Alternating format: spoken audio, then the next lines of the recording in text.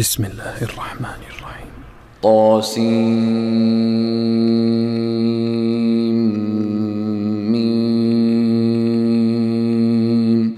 تلك آيات الكتاب المبين نتلو عليك من نبأ موسى وفرعون بالحق لقوم يؤمنون. إن فرعون علا في الأرض وجعل أهلها شيعا يستضعف طائفة منهم يذبح أبناءهم ويستحيي نساءهم إنه كان من المفسدين. ونريد أن نمن على الذين استضعفوا في الأرض ونجعلهم أئمة ونجعلهم الوارثين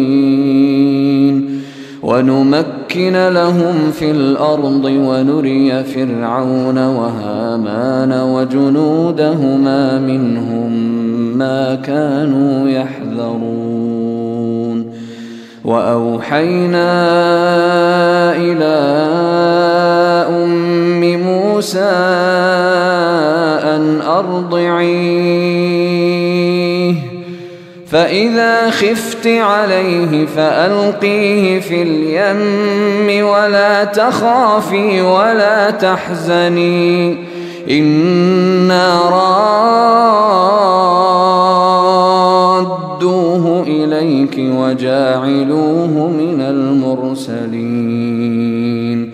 فالتقطه آل فرعون ليكون لهم عدوا وحزنا إن فرعون وهامان وجنودهما كانوا خاطئين. وقالت امرأة فرعون قرة عين لي ولك لا تقتلوه عسى أن ينفعنا أو نتخذه ولدا وهم لا يشعرون. وأصبح فؤاد أم موسى فارغا إن كادت لتبدي به لولا أن ربطنا على قلبها لتكون من المؤمنين. وقالت لأخته قصيه فبصرت به عن جنب وهم لا يشعرون. وحرمنا عليه المراضع من قبل فقالت هل أدلكم على أهل بيت يكفلونه لكم وهم له ناصحون. فرددناه إلى أمه كي تقر عينها ولا تحزن ولتعلم أن وعد الله حق ولكن أكثرهم لا يعلمون. ولما بلغ أشده واستوى آتيناه حكما وعلما وكذلك نجزي المحسنين. ودخل المدينة على حين غفلة من أهلها فوجد فيها رجلين يقتتلان هذا من شيعته وهذا من عدوه فاستغاثه الذي من شيعته على الذي من عدوه فوكزه موسى فقضى عليه قال هذا من عمل الشيطان إنه عدو مضل مبين. قال رب إني ظلمت نفسي فاغفر لي فغفر له إنه هو الغفور الرحيم. قال رب بما أنعمت علي فلن أكون ظهيرا للمجرمين. فأصبح في المدينة خائفا يترقب فإذا الذي استنصره بالأمس يستصرخه قال له موسى إنك لغوي مبين. فلما أن أراد أن يبطش بالذي هو عدو لهما قال يا موسى أتريد أن تقتلني كما قتلت نفسا بالأمس إن تريد إلا أن تكون جبارا في الأرض وما تريد أن تكون من المصلحين. وجاء رجل من أقصى المدينة يسعى قال يا موسى إن الملأ يأتمرون بك ليقتلوك فاخرج إني لك من الناصحين. فخرج منها خائفا يترقب قال رب نجني من القوم الظالمين. ولما توجه تلقاء مدين قال عسى ربي أن يهديني سواء السبيل. ولما ورد ماء مدين وجد عليه أمة من الناس يسقون ووجد من دونهم امرأتين تذودان قال ما خطبكما قالتا لا نسقي حتى يصدر الرعاء وأبونا شيخ كبير. فسقى لهما ثم تولى إلى الظل فقال رب إني لما أنزلت إلي من خير فقير. فجاءته إحداهما تمشي على استحياء قالت إن أبي يدعوك ليجزيك أجر ما سقيت لنا.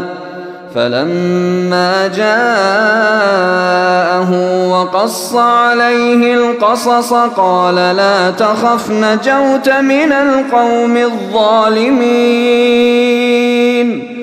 قالت إحداهما يا أبت استأجره إن خير من استأجرت القوي الأمين.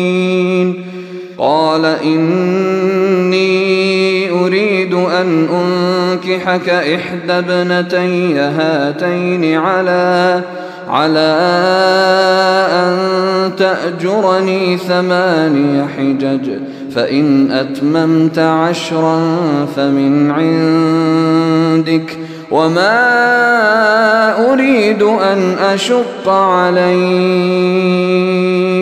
ستجدني إن شاء الله من الصالحين.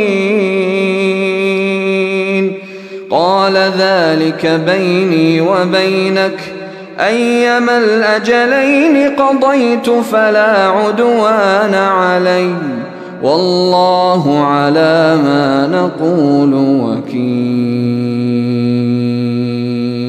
فلما قضى موسى الأجل وسار بأهله آنس من جانب الطور نارا، قال لأهلهم كثوا إني آنست نارا لعلي آتيكم منها بخبر أو جذوة من النار لعلكم تصطلون.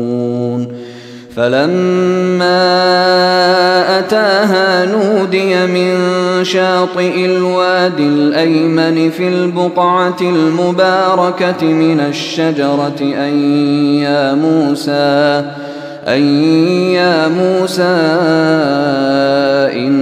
إني أنا الله رب العالمين، وأن ألق عصاك. فلما رآها تهتز كأنها جان ولا مدبرا ولم يعقب. يا موسى أقبل ولا تخف إنك من الآمنين. أسلك يدك في جيبك تخرج بيضاء من غير سوء واضمم إليك جناحك من الرهب، فذلك برهانان من ربك إلى فرعون وملئه إنهم كانوا قوما فاسقين. قال رب إني قتلت منهم نفسا فأخاف أن يقتلون،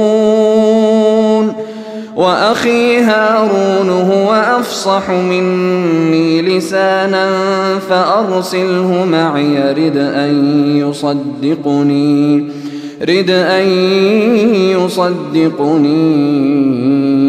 إني أخاف أن يكذبون.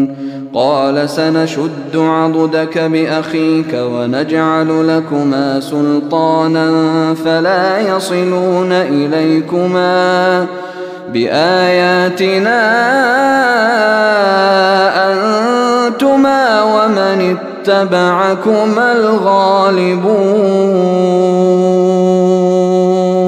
فلما جاءهم موسى بآياتنا بينات قالوا ما هذا إلا سحر مفترى وما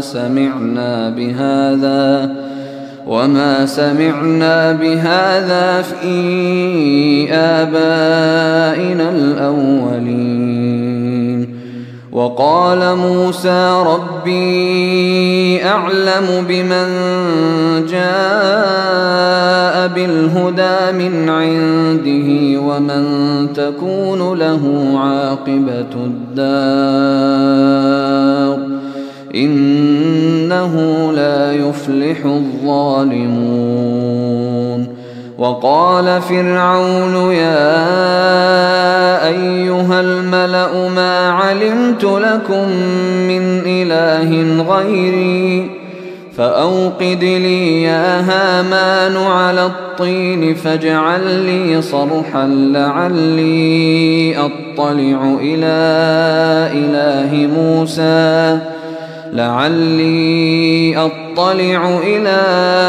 إله موسى وإني لأظنه من الكاذبين. واستكبر هو وجنوده في الأرض بغير الحق وظنوا أنهم إلينا لا يرجعون. فأخذناه وجنوده فنبذناهم في اليم فانظر كيف كان عاقبة الظالمين وجعلناهم أئمة يدعون إلى النار ويوم القيامة لا ينصرون وأتبعناهم في هذه الدنيا لعنة ويوم القيامة هم من المقبوحين. ولقد آتينا موسى الكتاب من بعد ما أهلكنا القرون الأولى بصائر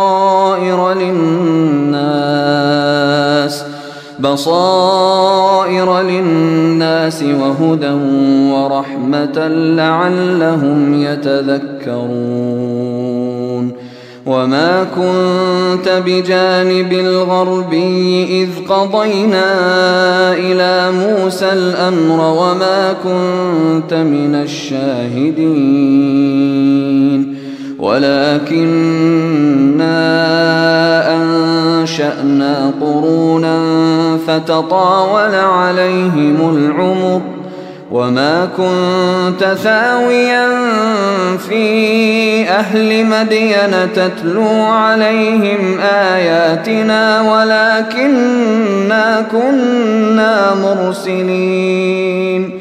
وما كنت بجانب الطور إذ نادينا ولكن رحمة من ربك لتنذر قوما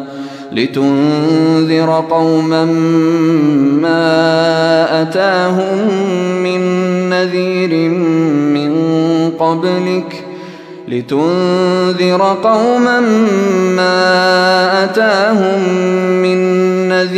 من قبلك لعلهم يتذكرون. ولولا أن تصيبهم مصيبة بما قدمت أيديهم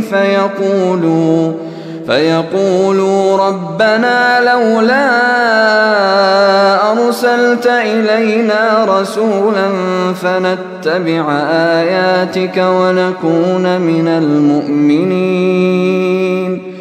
فلما جاءهم الحق من عندنا قالوا لولا أوتي مثل ما أوتي موسى أولم يكفروا بما أوتي موسى من قبل قالوا سحران تظاهرا وقالوا إنا بكل كافرون. قل فأتوا بكتاب من عند الله هو أهدى منهما أتبعه إن كنتم صادقين. فإن لم يستجيبوا لك فاعلم أنما يتبعون أهواءهم ومن أضل ممن اتبع هواه بغير هدى من الله إن الله لا يهدي القوم الظالمين. ولقد وصلنا لهم القول لعلهم يتذكرون. الذين آتيناهم الكتاب من قبله هم به يؤمنون. وإذا يتلى عليهم قالوا آمنا به إنه الحق من ربنا إنا كنا من قبله مسلمين. أولئك يؤتون أجرهم مرتين بما صبروا ويدرؤون بالحسنة السيئة أولئك يؤتون أجرهم مرتين بما صبروا ويدرؤون بالحسنة السيئة ومما رزقناهم ينفقون وإذا سمعوا اللغو أعرضوا عنه وقالوا لنا أعمالنا ولكم أعمالكم سلام عليكم لا نبتغي الجاهلين إنك لا تهدي من أحببت ولكن الله يهدي من يشاء وهو أعلم بالمهتدين وقالوا إن نتبع الهدى معك نتخطف من أرضنا أولم نمكن لهم حرما آمنا يجبى إليه ثمرات كل شيء رزقا من لدنا ولكن أكثرهم لا يعلمون وكم أهلكنا من قرية بطرت معيشتها فتلك مساكنهم لم تسكن من بعدهم إلا قليلا وكنا نحن الوارثين وما كان ربك مهلك القرى حتى يبعث في أمها رسولا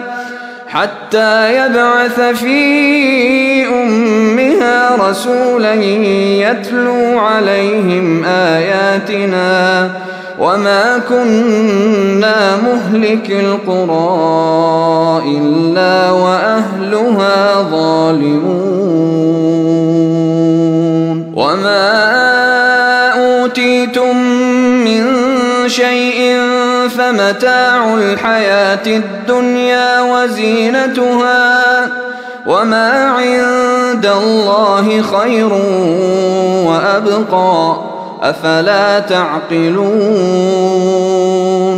أفمن وعدناه وعدا حسنا فهو لاقيه كمن متعناه متاع الحياة الدنيا ثم هو يوم القيامة من المحضرين ويوم يناديهم فيقول أين شركائي الذين كنتم تزعمون قال الذين حق عليهم القول ربنا هؤلاء الذين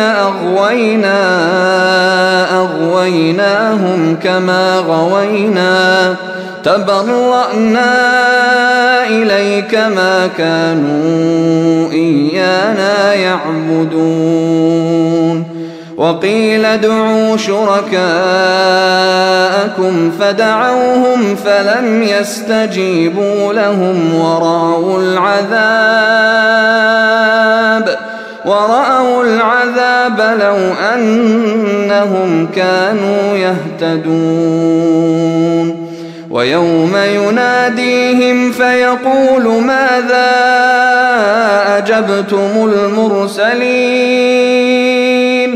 فعميت عليهم الأنباء يومئذ فهم لا يتساءلون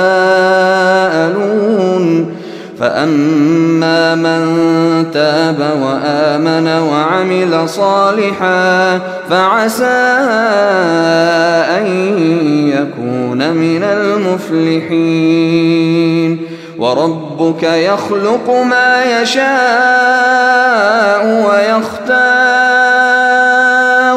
ما كان لهم الخيرة سبحان الله وتعالى عما يشركون وربك يعلم ما تكن صدورهم وما يعلنون وهو الله لا إله إلا هو له الحمد في الأولى والآخرة وله الحكم وإليه ترجعون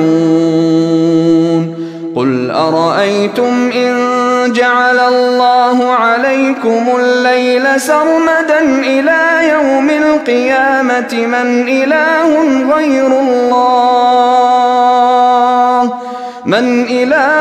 غير الله يأتيكم بضياء أفلا تسمعون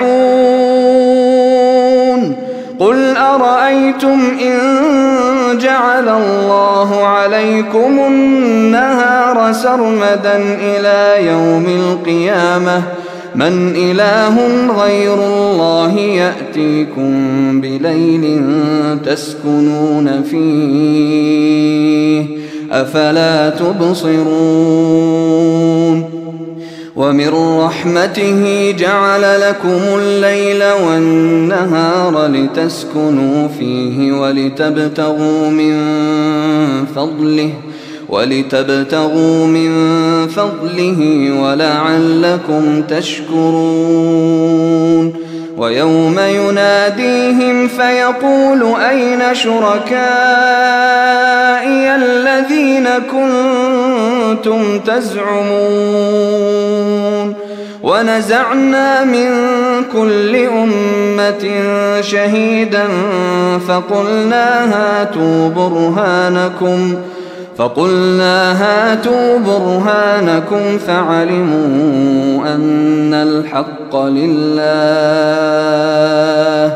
فعلموا أن الحق لله وضل عنهم ما كانوا يفترون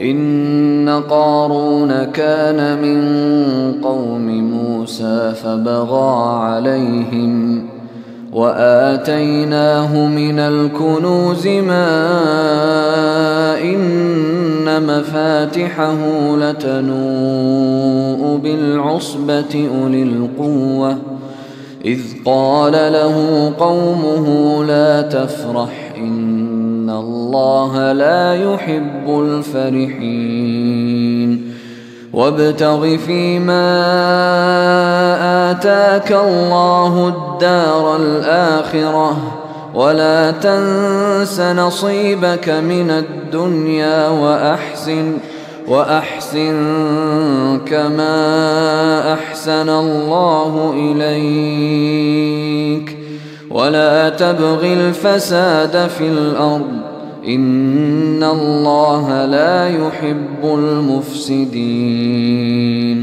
قال إنما أوتيته على علم عندي أولم يعلم أن الله قد أهلك من قبله من القرون من هو أشد منه قوة وأكثر جمعا ولا يسأل عن ذنوبهم المجرمون فخرج على قومه في زينته قال الذين يريدون الحياة الدنيا يا ليت لنا مثل ما أوتي قارون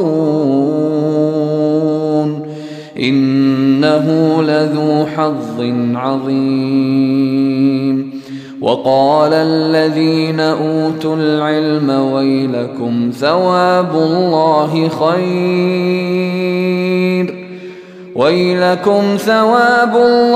خير لمن آمن وعمل صالحا ولا يلقاها إلا الصابرون فخسفنا به وبداره الأرض فما كان له من فئة ينصرونه من دون الله وما كان من المنتصرين وأصبح الذين تمنوا مكانه بالأمس يقولون ويك أن الله يبسط الرزق لمن يشاء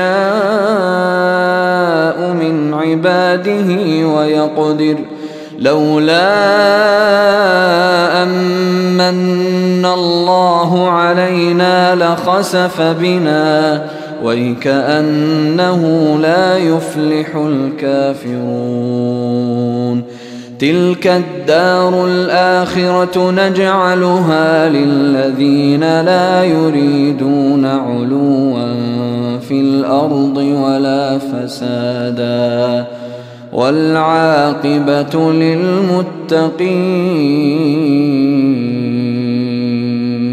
من جاء بالحسنة فله خير منها ومن جاء بالسيئة فلا يجزى الذين عملوا السيئات إلا ما كانوا يعملون إن الذي فرض عليك القرآن لرادك إلى معاد قل ربي أعلم من جاء بالهدى ومن هو في ضلال مبين وما كنت ترجو أن يلقى إليك الكتاب إلا رحمة من ربك فلا تكونن ظهيرا للكافرين ولا يصدنك عن آيات الله بعد إذ أنزلت إليك وادع إلى ربك ولا تكونن من المشركين ولا تدع مع الله إلها آخر لا إله إلا هو كل شيء هالك إلا وجهه له الحكم وإليه ترجعون